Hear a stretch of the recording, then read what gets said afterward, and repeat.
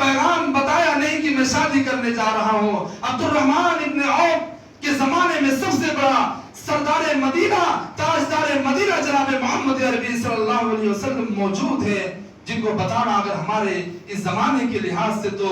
ایک دم واجب و ضروری ہو جاتا ہے. آپ صلی اللہ عبد الرحمن ابن عوف نے ان کو خبر نہیں کی. صبح فجر میں جب عبد الرحمن ابن عوف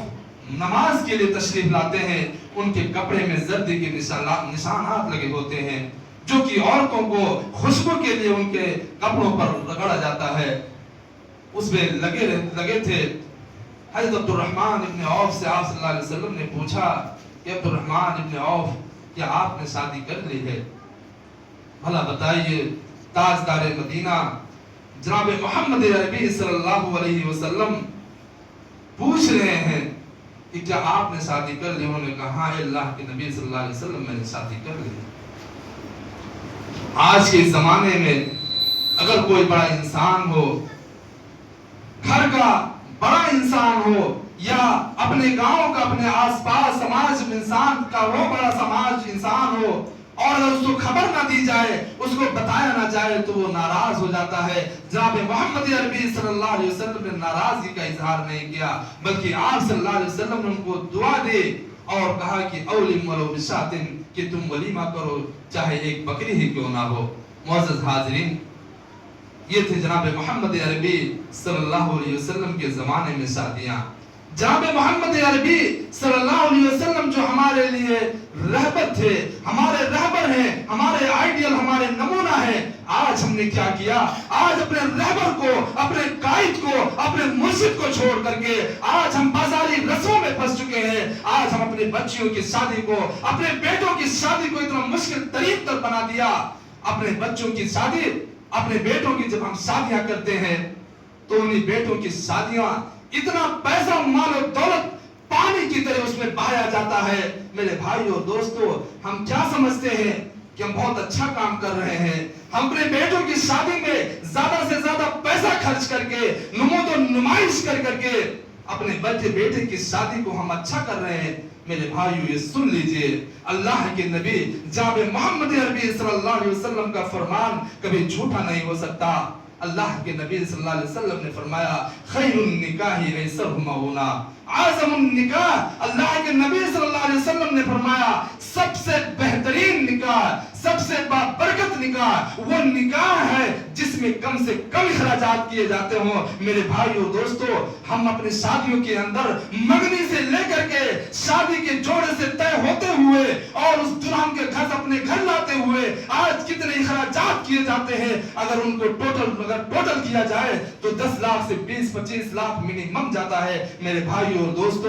یہ کہاں کی شریعت ہے؟ کون سی شریعت تم کو اجازت دیتی ہے؟ کون تم کو اس کے کرنے کے پرمیشن دے رہا ہے؟ اللہ رب العالمین تو کہہ رہا ہے کم سے کم میں شادی کرو. جناب محمد عربی صلی اللہ علیہ وسلم کہہ رہے ہیں کم سے کم میں شادی کرو. کون شریعت تمہیں اجازت دے رہی ہے؟ ایسے فضولیات، شیطان کے رسم و رواج پر، شیطان کے راستے پر چلنے کو کون تمہیں حکم دے رہا ہے؟ میرے بھائیو دوستو، جس شادی کے اندر زیادہ سے زیادہ خرچ کیا جاتا ہے اس نکاح سے برکت کو ہم چھین لیتے ہیں. اس نکاح کے اندر لڑائی جھگڑا، شیطانی حربہ اس کے اندر ہم پھینک دیتے ہیں، جس کی وجہ سے میاں بیوی کی زندگی اجیرن و تباہ برباد ہوتی ہوئی نظر آ رہی ہے. میرے بھائیو دوستو، یہ جناب محمد عربی صلی اللہ علیہ وسلم کا فرمان ہے. جناب محمد عربی صلی اللہ علیہ وسلم کا یہ فرمان ہے کہ جس نکاح میں، جس شادی میں زیادہ سے زیادہ خرچ کیا جائے گا وہ نکاح بربادی کے دہانے پر پہنچنے کے قریب ہوتا ہے. اس نکاح سے برکت کو چھین لی جاتی ہے. یعنی جب برکت ختم ہو جائے گی تو وہاں پہ صرف ذلت و رسوائی اور وہاں پر لڑائی جھگڑے کے سوا کوئی چیز بچنے والی نہیں ہے. معزز حاضرین، اللہ کے نبی جناب محمد عربی صلی اللہ علیہ وسلم نے یہ بھی فرمایا، یا اللہ رب العالمین نے قرآن مجید کے اندر فرمایا یا ایھا الذین آمنوا لا تأکلوا اموالکم بینکم بالباطل، کہ اے لوگوں جو ایمان لے کر کے آئے ہو، اپنے مال کو، دوسروں کے مال کو ناجائز طریقے سے مت کھاؤ. آج ہم کیا کرتے ہیں؟ جب بیٹے کی شادی کا موقع ہوتا ہے، بیٹے کی شادی کے موقع کے وقت پر جب کوئی لڑکی والا، لڑکی کا باپ یا بھائی یا کوئی رشتہ دار पैगाम निकाह लेकर के दरवाजे पर दस्तक देखता है, तो लड़के का बाप जो कहता है कि मेरे घर पर तो बहुत सारे लोग आए, मुझे 4 व्हीलर गाड़ी दे रहा था, मुझे 2 व्हीलर गाड़ी मिल रही थी, मुझे 5 लाख कैश मिल रहा था, मुझे 10 लाख कैश दे रहा था, लेकिन मैंने उसको इनकार कर दिया, मैंने नहीं किया। अब आप बताइए, मैं मांगना नहीं चाहता हूं, लेकिन मेरा ये ऐसे हालात हैं। मेरे भाई और दोस्तों, एक तरफ तो वो जाहिल इंसान अपने जुबान हाल से वो कह रहा है, दूसरी तरफ वो कह रहा है मुझे किसी चीज की जरूरत नहीं है, अगर देना होगा तो अपनी बेटी को देना। मेरे भाई और दोस्तों, उस मौके पर लिया हुआ एक एक सामान, जहेज का जितना भी सामान अगर इंसान वो ले रहा है या लड़की का बाप वो दे रहा है, मेरे भाई और दोस्तों, ये कान खोल करके सुन लीजिए कि शरीयत का मजाक उड़ाने वालों का शरीयत कभी बचती नहीं है। ऐसे इंसान जो शरीयत का मजाक उड़ाते हैं, जिस शरीयत ने इंसान को शादी को निकाह को आसानी के साथ करने का हुक्म दिया था, उस शरीयत का मजाक उड़ाते हुए नजर आते हैं। इस शादी के अंदर जो सादगी से निभाने का हुक्म दिया गया था, उसको हम कितना महंगा और महंगा तरीन बनाते हुए नजर आ रहे हैं। मेरा भाई और दोस्तों, आज ये समाज, हमारा पूरा समाज, चाहे वो आलिम हो, चाहे वो जाहिल हो, चाहे वो नमाजी हो, चाहे वो ज़काती हो, चाहे वो रमजानी हो, चाहे वो हाजी हो, हर इंसान इस दलदल में फंसा हुआ नजर आ रहा है। कोई भी इंसान इससे दूर नजर नहीं आ रहा है। क्या बात है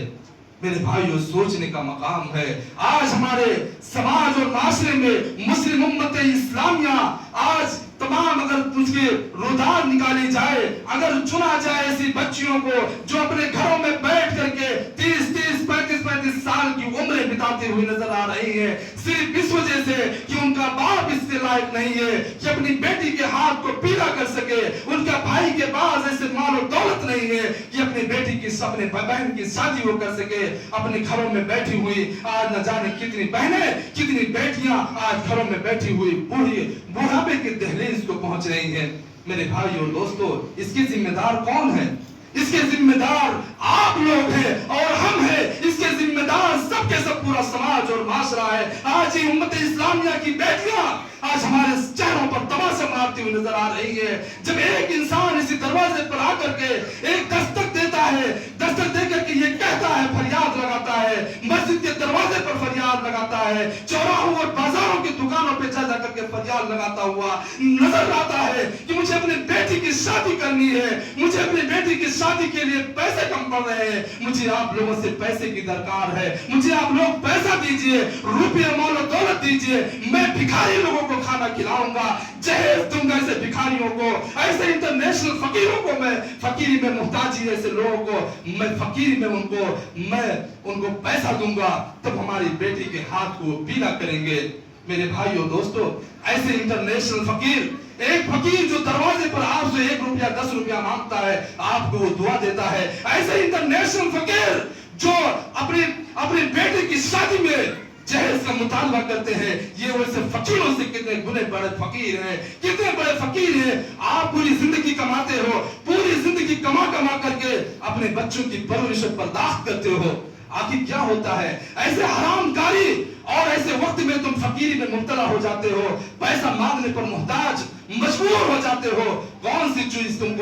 तुमको उभारती है? जरा सोचिए। अल्लाह रब्बुल आलमीन के वास्ते, जनाब मोहम्मद अरबी सल्लल्लाहु अलैहि वसल्लम के वास्ते आप इबादत करने जा रहे हैं, अपने बेटे की उसके अंदर रस्म रिवाज, ये मध्य दुनिया की लंतरानियां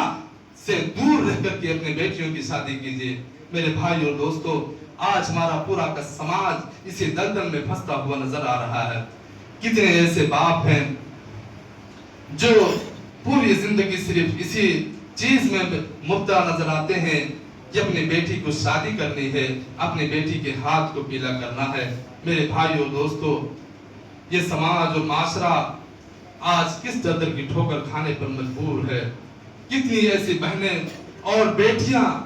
आज दूसरों गैरों के साथ में भाग करके जा रही हैं।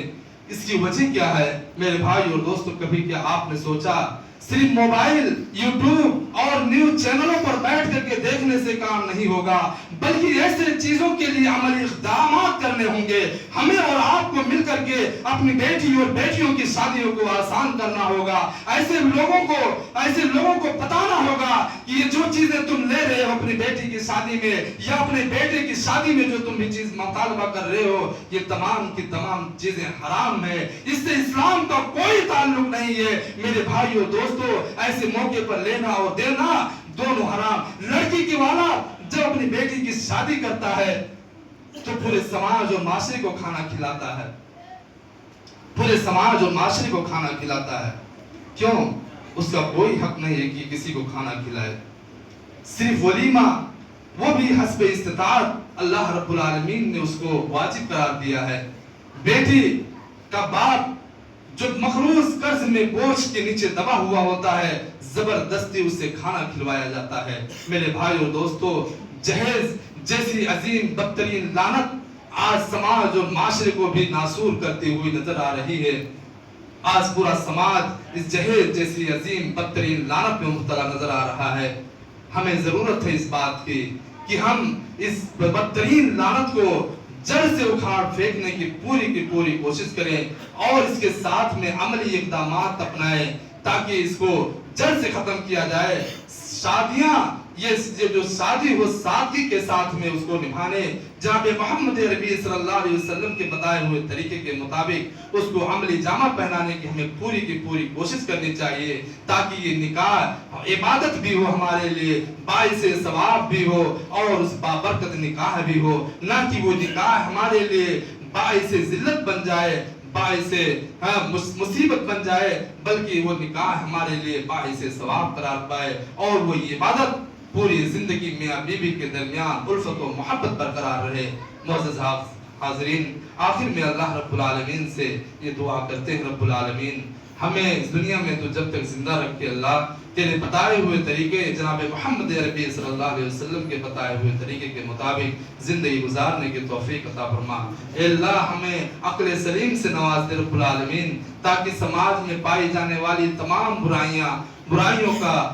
جڑ سے قضا کما ہو سکے تمام برائیاں جڑ سے ختم ہو سکے اللہ ہمیں وہ عقل دے کہ تیرے بتائے ہوئے جناب محمد عربی صلی اللہ علیہ وسلم کے بتائے ہوئے طریقے کے مطابق یہ شادیاں انجام پائیں تاکہ ہماری بہنیں ہماری بیٹیاں اپنے گھروں میں وقت سے وقت ہوتے ہوئے وہ نکاح ان کا ہو جائے تاکہ ان کے بھی ہاتھ پیلے ہو جائیں ہمارے سماج اور معاشرے پر وہ دوسروں کے لیے یہ نہ سمجھیں کہ انہی کی وجہ سے ہماری شادیاں نہ ہو رہی ہیں بل اگر ایسا ہو رہا ہے کہ سماج اور معاشرہ تمام کا تمام اسی میں مبتلا نظر آئے گا تو سب کے سب گنہگار ہوں گے میرے بھائیو دوستو اللہ رب العالمین ہم سب کو صحیح سمجھ اور صحیح سوچنے کی توفیق عطا فرما آمین وآخر دعوانا ان الحمدللہ رب العالمین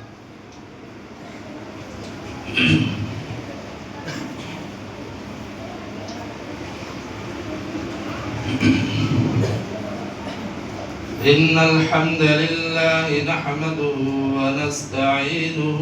ونستغفره ونعوذ بالله من شرور أنفسنا